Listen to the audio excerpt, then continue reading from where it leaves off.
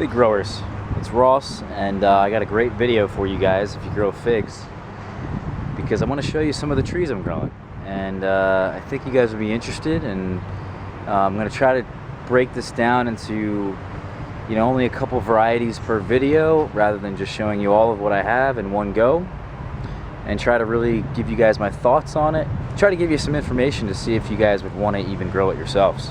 And the first tree I want to show you is De La Reina. I got it from a friend. You back up a little bit. It's a really nice tree. It's in a 10-gallon size.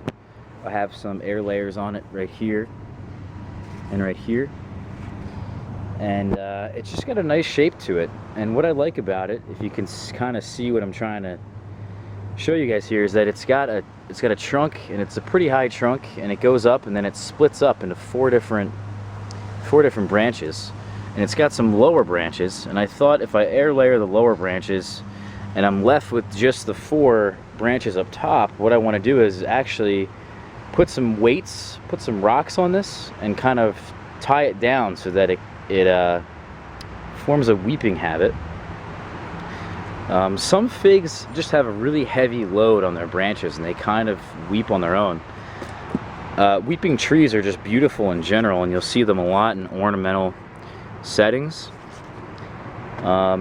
So that's what I'm planning to do in the winter time. Is I'll put some weights on it and weep this tree. Next year it'll look beautiful. Anyway, De La Reina is a Pons variety, and it's a mission type. There's quite a lot of mission types out there, and when I say mission, I mean black mission. And black mission is very similar to a lot of figs out there. And there's a lot of them in that category, and I'm trying to grow as many of them as I can. And the reason I'm trying to grow as many of them as I can, because they're great figs. Black Mission is a very tasty fig, and there's a lot of strains out there that are very similar to it, like De La Reina, like Napolitana Negra and Sultane and Maltese Falcon and Kathleen's Black, Black Beauty 10. There's a lot of them out there, and I'm just trying to figure out which one I think I like the best and which one does the best here in my climate. I know Maltese Falcon and Kathleen's Black both do well, but you never know. I might want to keep a bunch of these different trees because they're just so damn tasty. It's a berry fig, and they have a very strong berry flavor, similar to like a Violet de Bordeaux, if you've had one of those. I'm sure that if you've had a fig and you're in the fig world, you've had a Black Mission fig. So they kind of taste a little bit similar to a Black Mission. Something else you might want to I just want to note about this tree is that there's some sunburn on here. My friend really didn't take too good of care when he brought his trees outside. He overwintered them in his basement or something, and he brought them outside, and the trees got sunburned. And it's like this orange. It's not bark, like it's not like this. It's like a different thing. You can actually kind of peel it off. It's not that harmful to the tree. It's just it creates a weak limb. 2 other trees I want to show you guys are my Smith to the left and my Petite All Beech to the right. Both pretty massive trees at this point. There is some more branching to be done in the future. The Petite All Beech tree here that I have is in its 3rd year now. So it's really well formed. It has a nice shape to it.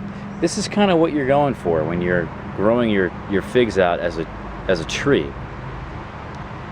Your pruning cuts and the selections you make for the branches you want when the trees wake up from dormancy, this is the kind of shape that you want. And what's interesting about this tree, down here, there's not much fruit on this branch. If you look over here, there's quite a bit of fruit. If you look over here on this branch, there's quite a bit of fruit as well. And I think the reason why there is not any fruit showing just yet on this particular branch is because there's a branch here there's a branch where my pinky is, and there's a branch straight ahead. So there's 3 branches on this main scaffold here. Straight ahead is only 2 branches on a scaffold, 2 branches on a scaffold. So we have 3 branches on a scaffold, and what I think is happening is that the branches just didn't get thick enough as of yet to form figs. And they're putting them out now. They are. But I bet you if I were to cut one of these out earlier in the season, rather than having 3 of them here and just have 2, these would be thicker and they would have put on figs much sooner in the season.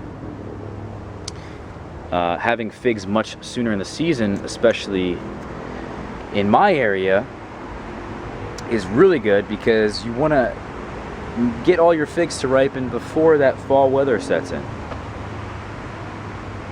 And once that fall weather sets in, the quality of the figs drop significantly. So it's really just a great idea to get all your figs, just setting them all as soon as humanly possible. Even if you have to sacrifice a couple fruits to do that, I definitely recommend it. Like I said, on the left is Smith. Smith is a variety that is slightly different than the Petite All Beech and the De Lorena. Smith has a more unique taste to it. It's just a very unique fig. I'm very happy that I have it. I haven't heard much bad at all about it, and if you were to say something bad about this, I would be a little concerned just that you might have the wrong fig. Smith is a uniquely tasting fig. If you're collecting figs and you're trying to expand your collection and you're trying to just find something that's a little bit different, Smith is definitely the choice that I would tell a lot of different people. This tree also has some really nice fruits that are forming on it now, just about on every node. What you'll note about this tree is that there's really small leaves. Leaves are small and the leaves are very close together. What this means is, and you can see it here, there's very tight node spacing. This tight node spacing means that the tree is either not getting enough nitrogen, or the tree isn't very strong, or there's just a lot of growing points. Well, there's a lot of growing points on this tree, and to be honest, the tree isn't very strong as of yet.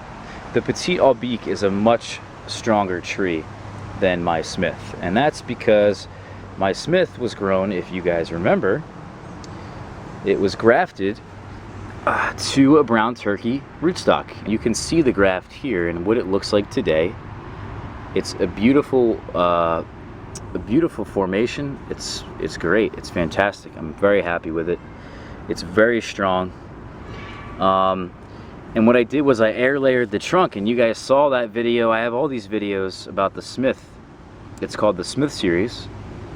And I air layered it down and put it into this pot, and it really hasn't had enough opportunity to root itself in this container. So that's kind of why I'm telling you that and showing you that these nodes are so close together. And this tree really is only in its 2nd year now. This is year 2, because I grafted it last year. It grew into this massive tree, and then now this year it's putting out figs, putting out new branches. Quite amazing. This guy down here is my Black Madeira, and Black Madeira, people love this fig. If you're in the fig community and you don't have a Black Madeira, I suggest you get one. I only have one myself, and this is the UC Davis variety, and you can see here the leaves are not that healthy looking. It's not a very healthy tree because it's the UC Davis version of it, and there's been other strains of it like Prato.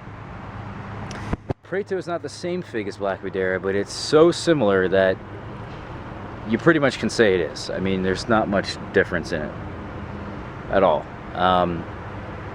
Prato is just a very healthy version of Black Madeira.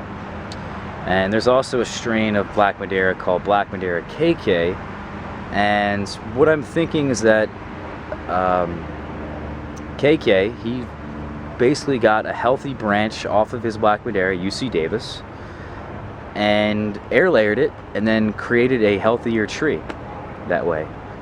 You can also get maybe a sucker that comes up from the roots, and that creates a healthier, that could create a healthier branch, and you can air layer that branch, and then now you have a healthier tree. And I think that's where the debate is between the Black Madeira KK and just the regular Black Madeira UC Davis. I'm totally fine with having the UC Davis version because I know that with spraying for mites and feeding my tree properly, it's going to outgrow the FMV and it's going to turn into a monster of a tree. Here I have some spray. You can see it. It's white. It's a white miticide that I use called Boned Garden Dust. It also acts as an agent to prevent rust. So I'm really happy with it, and I suggest you guys use it. Miticides prevent the spread of mites, they kill mites, and the mites are it's a fig mite. Don't confuse them with spider mites, but these fig mites will actually spread FMV to other parts of the tree. If you notice on some trees that you have, it seems like some branches have fig mosaic virus and some don't, or some plants have it and some don't. And I did a video on it last year and describing what was happening to me and kind of making the community more aware of the situation.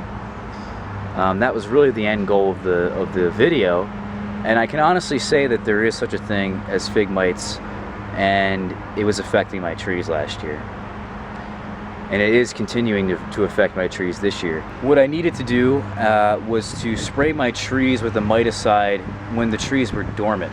Because when the trees wake up, they put out buds, and those buds are containing the mites.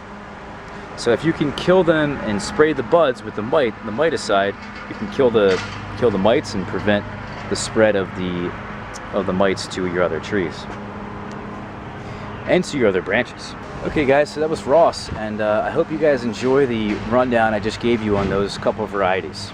Enjoy.